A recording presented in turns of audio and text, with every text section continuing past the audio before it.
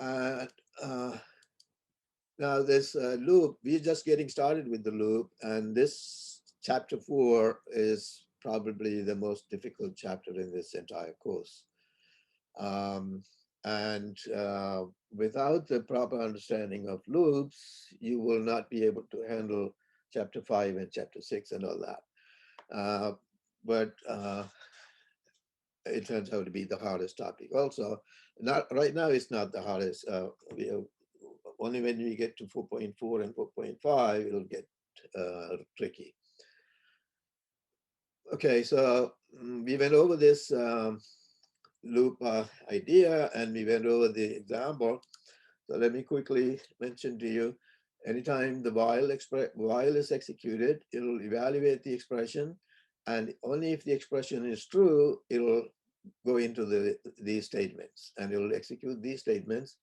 And then when it hits this bracket, it will go back to the top and evaluate the expression again. And if the expression is still true, it'll do all these. So you need to make sure the expression will become false at some point. So let's go to the example we did in the last class. We said to write the numbers 1, 2, 3 all the way to 100 on the screen. What we need to do is we need to set the variable n to 1 before the loop, and then cout n, endl, that will print the value of n, and then increase the n by 1, and put both of these inside a loop. So while n is less than or equal to 100, repeat these two. That's what we need to say. So if you do that, it will print all the numbers up to 100. And the order matters. What if I put the n equal to n plus 1 first, and then cout that? What if I reverse these two? What's the difference? Anybody?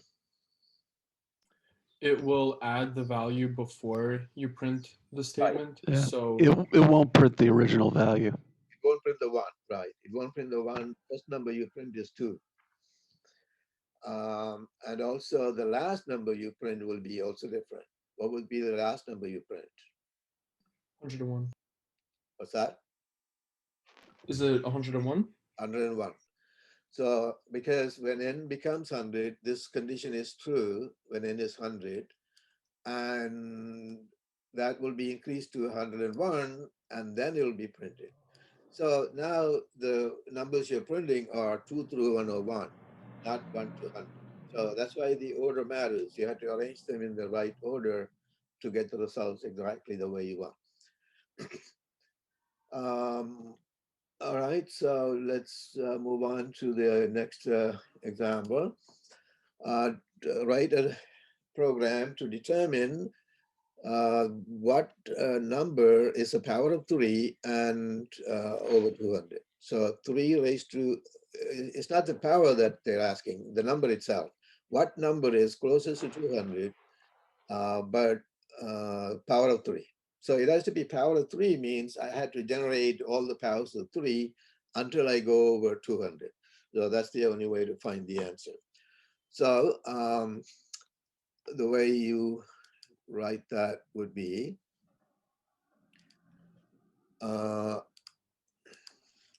generate all the powers of 3. So you need to start at 3 to the 0 or 3 to the 1, doesn't matter where you start. So I would begin n, int n at I'll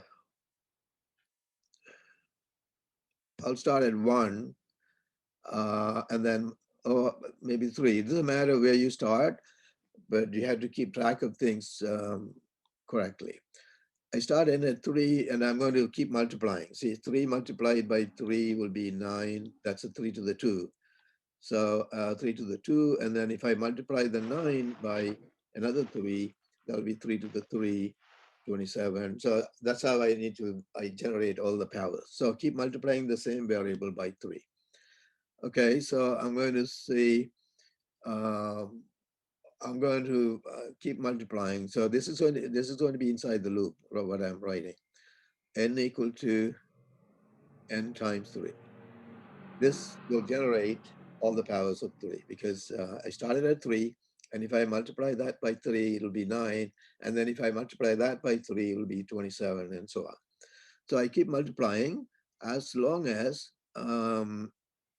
what I need to find out is what is the number? What is the number that is power of 3 and it is over 200? So this, until this number n goes over 200, I have to keep doing it. So therefore, I need to say while, uh, anybody, what should be the condition now for the while loop?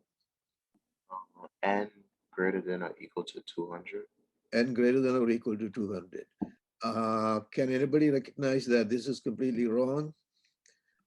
Well, we want our value to be smaller. Like the greatest right after 200, right? So the value, Okay. I don't know how to explain it. Never mind. Bye. While what? What's the condition? Less than or equal to. N less than or equal to. Because what you're trying to say is, if you write n greater than 200, then the value of n right now is 3, and it is not greater than 200, so loop will never start. Okay, so this is completely wrong, completely opposite condition. What you need to write is the condition that will be true for the loop to begin, and it will, when the condition becomes false, the loop will end. That's the condition you need, and that would be n less than or equal to 100. So while n is less than or equal to 100, I need to multiply n by 3. That's what I need to do. So let's trace this to see how it works. Initially, to trace a loop, you write columns for every variable that's changing in the loop. So here there's only n changing. So n is 3 initially, and so I write the 3. And then I make sure this condition is true with the initial value. It is true. So therefore, this will be executed, which will change the n to 9. I'm replacing n with n times 3, which is 9. And with the 9, you go back to the top and check this condition. The condition is true. So you will multiply by another 3. Now it's 27. And then is the condition true? Yes. So multiply by another 3, 81. Okay. Then it checks the condition. It is still true. Our number is supposed to be 200. Sorry. So 200. So it's still true. So it'll multiply by another 3. And now it becomes 243. 243 is over 200, so the loop terminates. See, the loop terminates exactly when the n goes over 200. And when it is over 200, that's our answer. That n is what we need to print. So C out n. When the loop finishes, n has the answer. I see out the n, and done.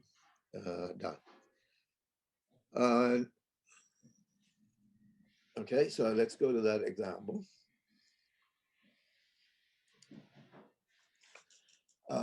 I'm using the variable num, and num starts at 3, and then I keep multiplying by 3.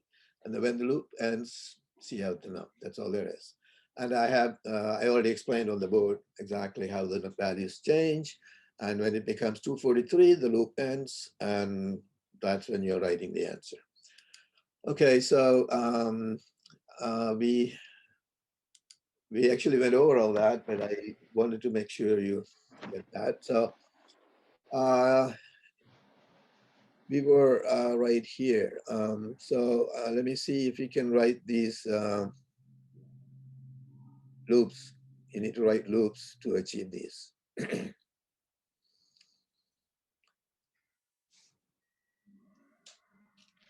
So it says write all the C++ statements. Obviously, we need to use loop. And so write them, and I need to see them. So it'll be easier if you write it in the chat. Just a question. In warm-up exercise 1, we're adding 4 with each iteration. Is that correct? Yes, that's right. Yeah, Okay. you need to take advantage of the pattern. And you can see that the pattern in the first exercise is numbers are going up by 4. right? From 1 to 5, 5 to 9, going up by 4. So take advantage of that pattern.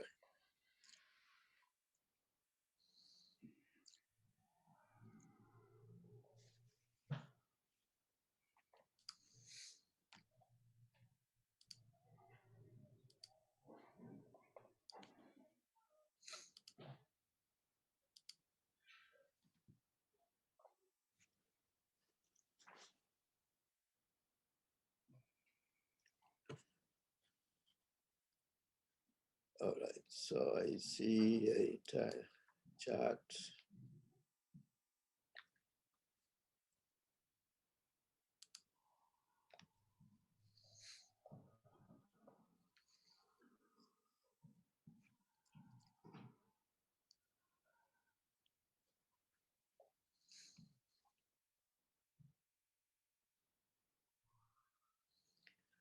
Okay, yes, Ivan has the right solution. Christopher has the right solution. Second one.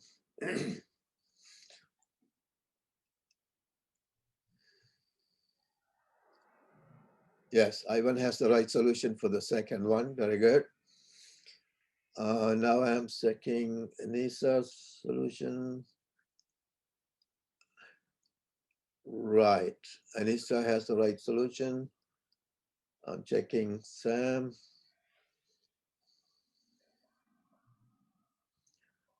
Yes, you have the right one. Sam has the right solution. Okay, now I have Alexander's, and it's correct. Okay, several of you had right answers. Very good. All right. Anybody wants me to do any of these two? It looks like many of you have it right. Anybody wants me to go over either one? I'll go with the second one, just to make sure everybody understands. Just a short question. Yeah. In case if I will not declare what is less or equal 729, it will be continue to infinity. No, the less, in this case, less than or less than or equal will not make any difference. Let me go back to my example with the the original example, num less than or equal to 200. Okay, so notice that after 81, num becomes 243, right? So whether this inequality is less or less than or equal, it doesn't matter. The number never becomes equal to 200. See that? Right? After 81, it's 243. It's over 200. So this inequality, if I write it as less, still it'll work. If I make num greater than 0, then the loop will never start. Okay. The greater will be wrong. Less than or equal will be right. Greater will be wrong because loop will never start with a greater than inequality.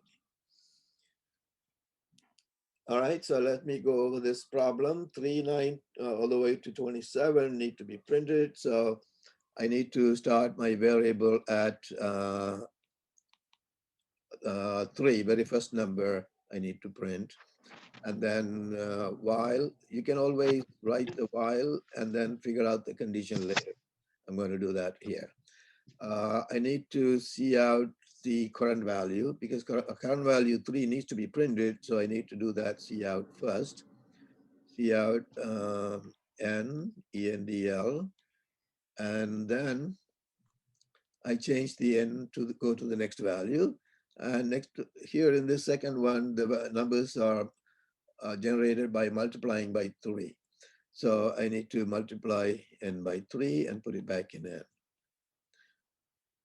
And both of these have to be inside the loop, so I need bracket. Otherwise, I only have one of them inside the loop.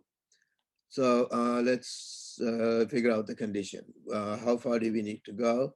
While N is, I need to repeat this to print all those numbers all the way to 729. So n less than or equal to 729. Now here we are going to become, our number is going to become equal to 729 here in this case. So if I write n less than 729, then when n becomes equal to 729, this condition becomes false. And therefore 729 will not be written. Understand the problem? If I write n less than 729, then the number before 729 will be written, and then n becomes 729, so right here, when you multiply by the 3, the previous number multiplied by 3 becomes 729, and then this condition is false, and therefore when n becomes equal to 729, loop ends, and so 729 will not be written. That will be wrong. So therefore I need equal sign here, less than or equal. Only then it will write all the numbers, including 729. Okay, so yes, in this case, less than or equal is necessary. Okay, so going further to application problem. Assume that a 4% tax is charged on each item sold in the supermarket.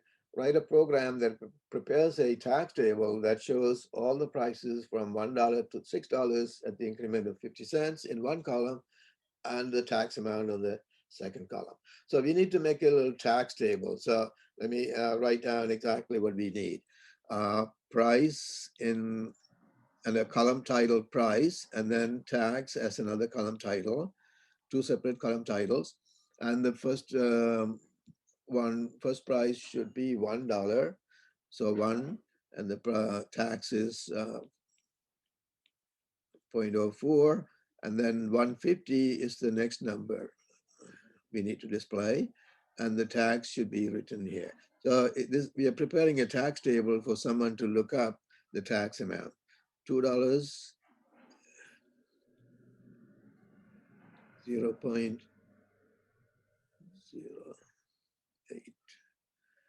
and 250 and so on. So it has to keep going all the way down to $6, and you need to write the number. So although the other two column report tax table, we need to prepare that. So our program should produce this as the output. Okay, so let's see how to write that. We can start with the variable at $1, the price variable at $1. And so let me do that. Float, I'm going to make it float because you can see that $1.50, $2.50, all those are floating point numbers. So float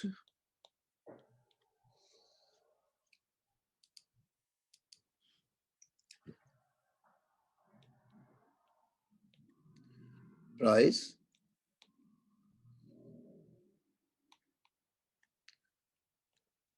comma tax. Okay, and they're both variables.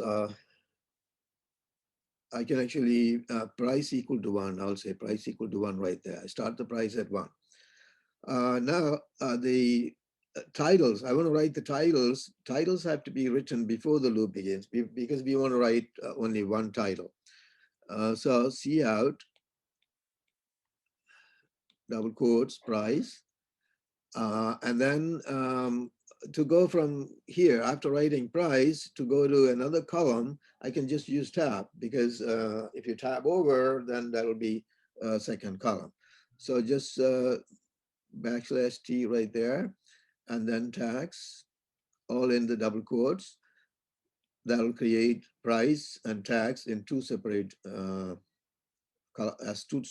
titles. And I need ENDL so that after that, it'll go to new line. Okay, then I need to start my loop because all these things have to be written on the screen. That will have to be loop. So I will leave a line for the loop. And what am I going to do next? I'm going to write the, if you want, you can separately write the tax here. So I'm going to do that separately. You may find it easier. Whatever the price is right now $1. multiply by 0.04. That's your tax. And then C out price,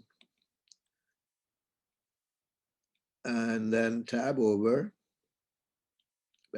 \T, and then tax, followed by ENDL. Okay, and after that, so current price is $1 and the tax will be calculated on the $1 here. And then I'm writing the price $1 and the tax in 2 columns. After that, the price should change to the next. So price equal to price plus 0.5. It's supposed to increment by 5 cents, 50 cents each time. And all this have to be in the loop. So I need curly brackets around this because I have more than one statement in the loop. And I'm going to now write the while statement. While, okay, can somebody tell me while, what is the condition?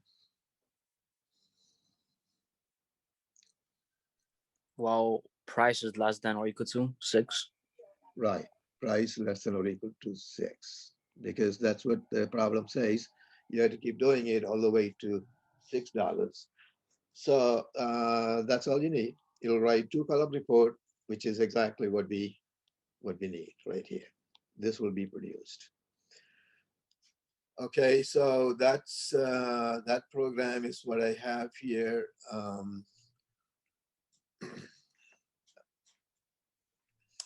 Up here, as you can see, that my cout statement is slightly different here.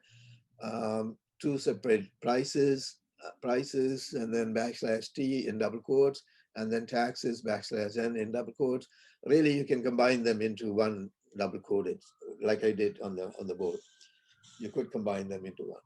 And then while price less than or equal to 6, calculate the tax and see out all those. Same as I wrote on the board. And this tax report will be produced. What you see on the right side will be the outcome. All right, so let's do something. Yeah. How is that looping to times to like 6%, 8%? It's not 6%, 8%, it's 4% always. Okay. Okay. 4% of the price. See here, 4% of $1 is 4 cents. 4% of 150 is 6 cents. Oh, okay. 4% of $2 is 8 cents. And it's always 4%. The percentage is not changing. If percentage is changing, then you have to change it in the loop. Yes. Okay. All right. Going on to the warm-up exercise. So I want to see you write. Only about 4 students participated in the last question. I expect more than that this time. This is how you learn. You had to do the problems. Only then you learn how to do those problems.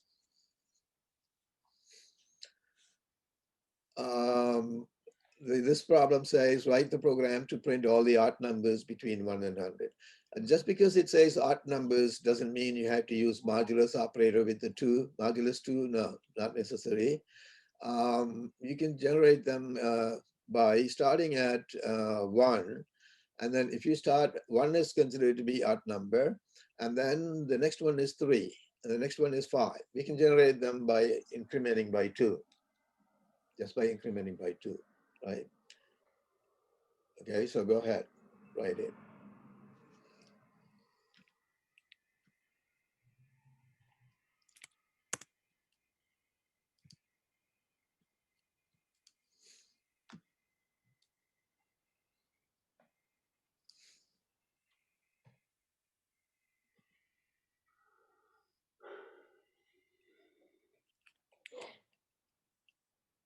Okay, yes, Sam has the right answer.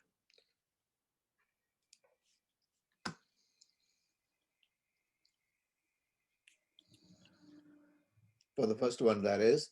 So keep going to the next one. When you finish the first one, go on to the next.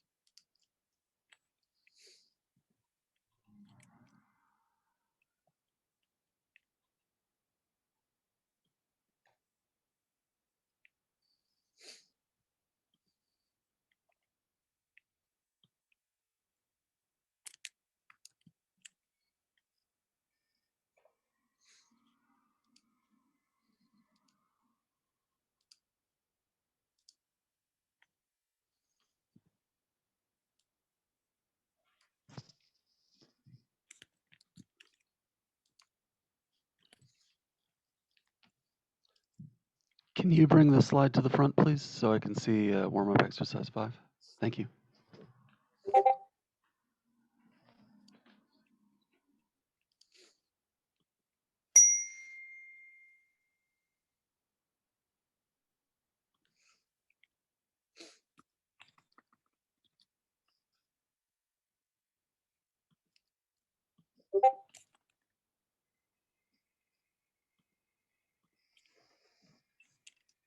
Okay, I have a solution from Shimran.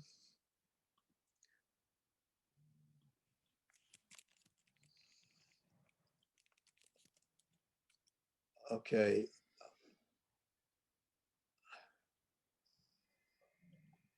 Shimran, I think you wrote the solution for the second one, warm-up exercise 4, I believe. Yeah, I did, sorry. All right. Okay, that is correct for that. Very good.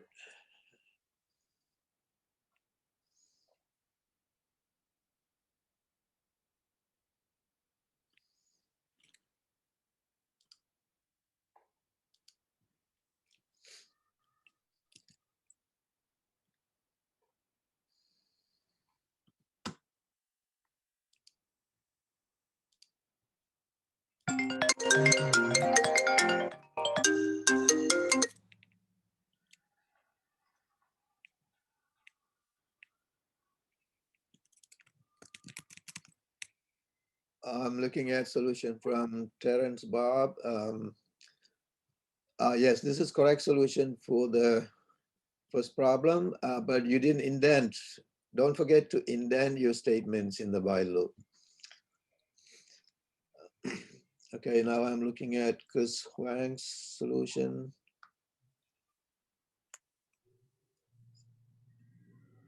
Okay, that's correct. Chris Huang has the right solution.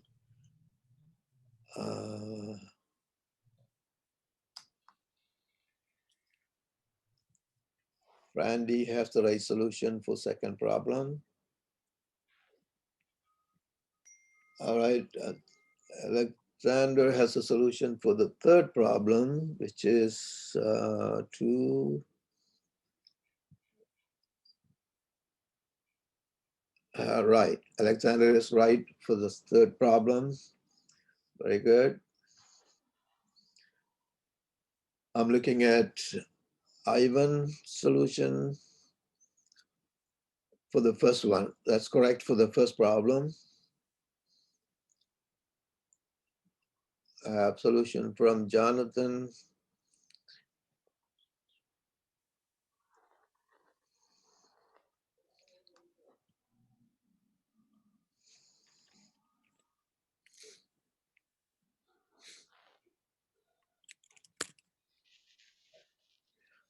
Okay, yeah, Jonathan has the correct solution for the first problem.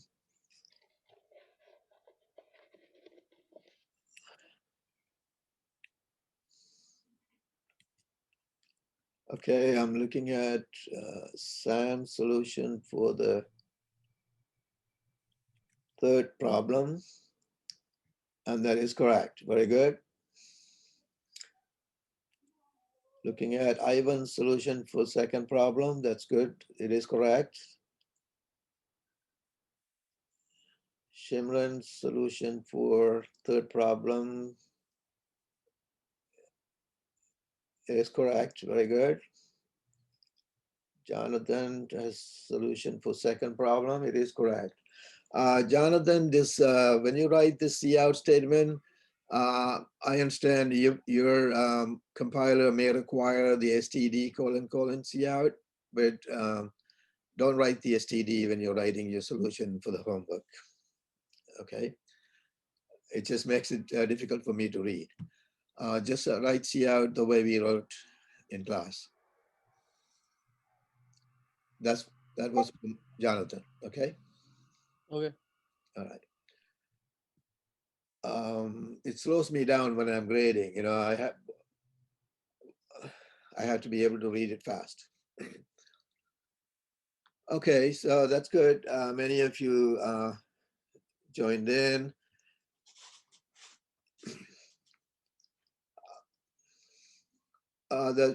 just too many students not participating. That's not good. All right, I'm looking at Anissa's solution for the last problem. It looks like, yes, less than or equal to. The loop control condition, A less than or equal to 100 should be less than or equal to 50. According to the problem, you only need to go up to 50. I'm talking to Anissa. Otherwise, everything is right. Loop control is A less than or equal to 50.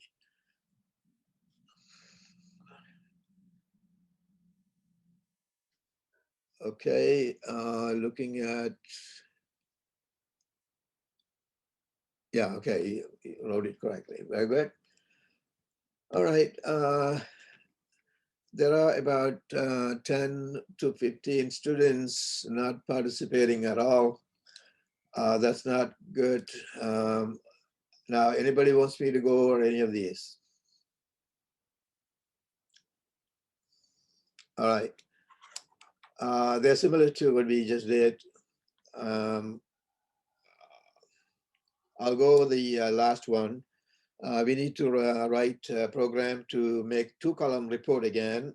First column should be 2, 6, 10, all the way to 50, and second column should be 15% of those numbers. So I can create a variable to hold that number int n equal to 2. Wherever the starting number is, you have to put that number in variable, and then while whatever the condition we can figure out later. We need more than one statement, so I need to curly bracket. I can write a variable, another variable to hold the 15%, but I don't really have to write another statement to compute the 15%. I can go right to the table and say cout. I need the cout n in the first column, and then I need to tab over, so \t in double quote, and then n times 0.15, 15% of n. Right here, I can compute that and write it. And then I need ENDL.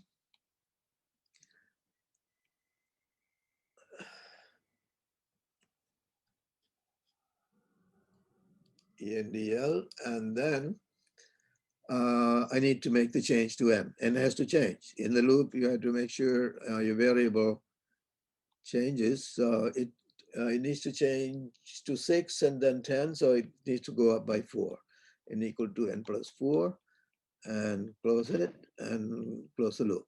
So loop control, the condition you write inside the parentheses is called the loop control condition. Loop control needs to be n less than or equal to, the n needs to go all the way to 50. So while n is less than or equal to 50, keep doing this. That's where we are. And that's it. That'll create the whole thing. All right, so let's now understand the for loop. For loop is just another way to write the same thing. It's not different. It's the same thing written differently. So I'm going to explain to you how the for statement is written, and then I'll do an example. You need to write the word for. This is loop.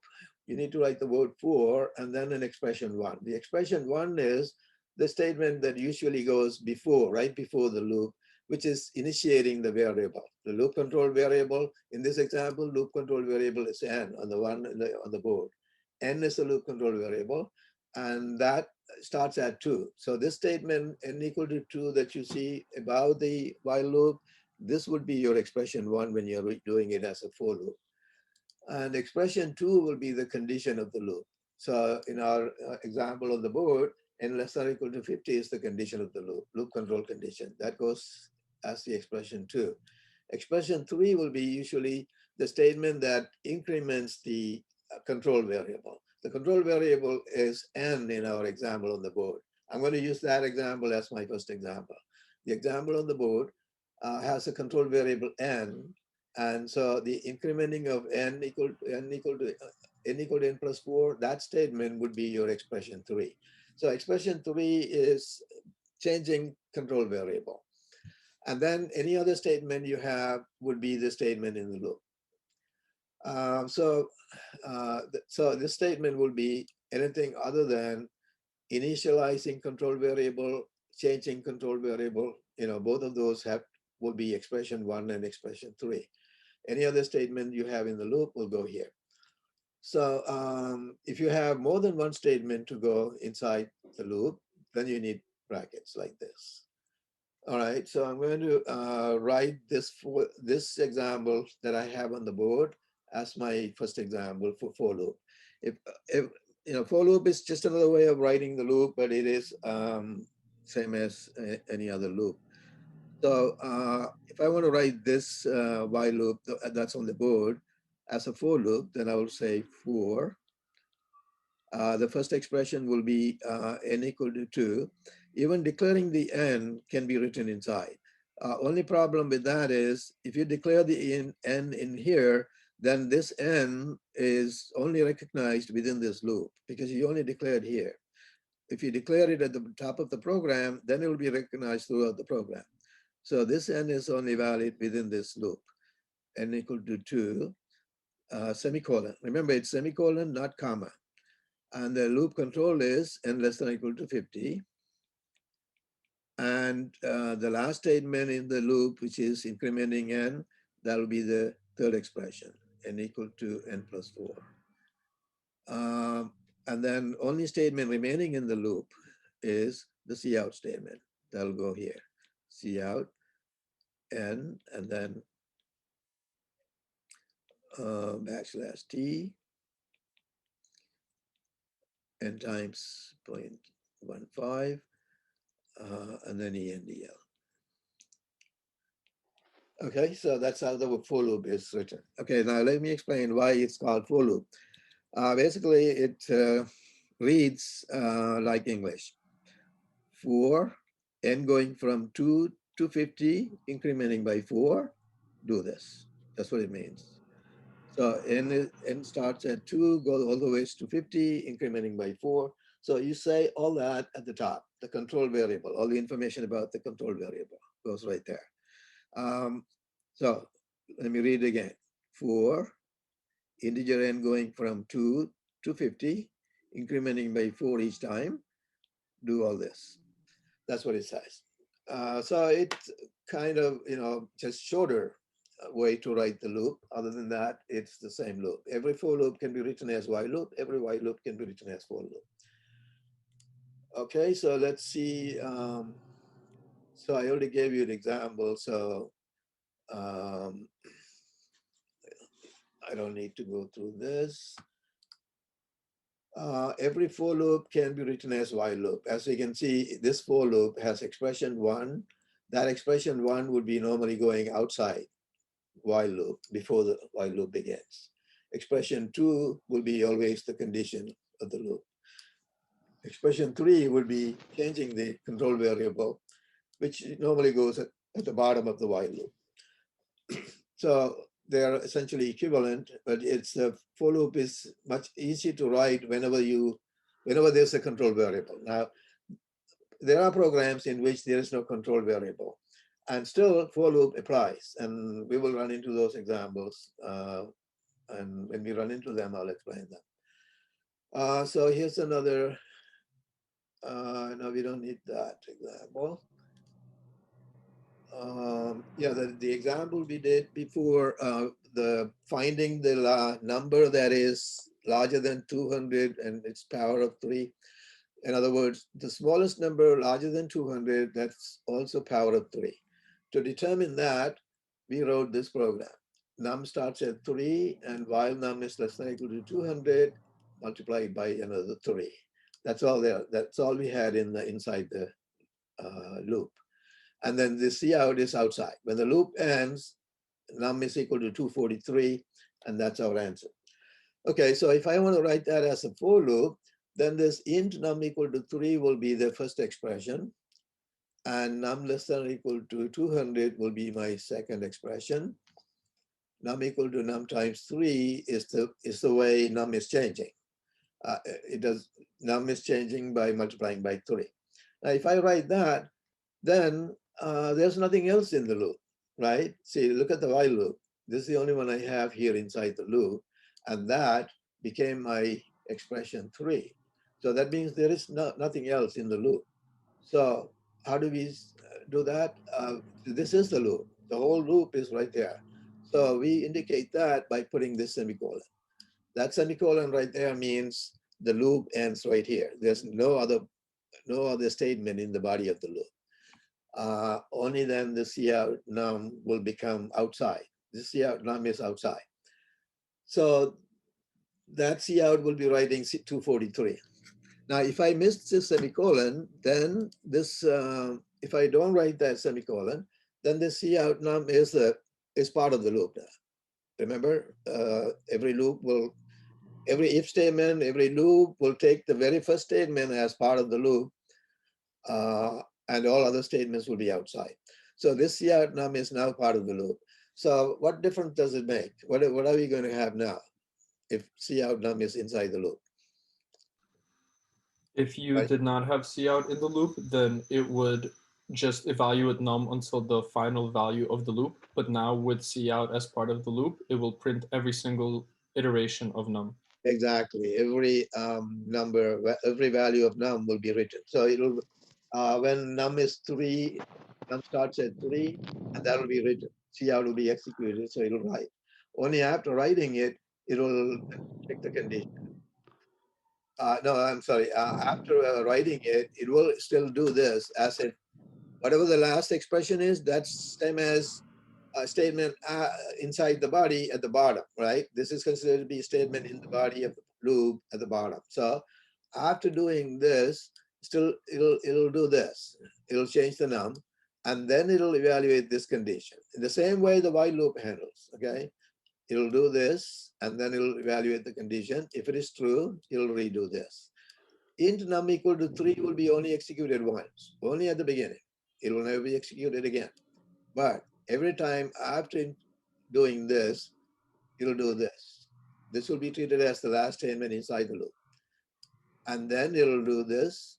And then if the condition is true, it'll execute that. So this will actually write 3, 9, 27, 81, 243, all those numbers. That's what we will do. Quick question though. Yeah. Under a for loop, you should still indent the statements. Yes, you still indent the statements.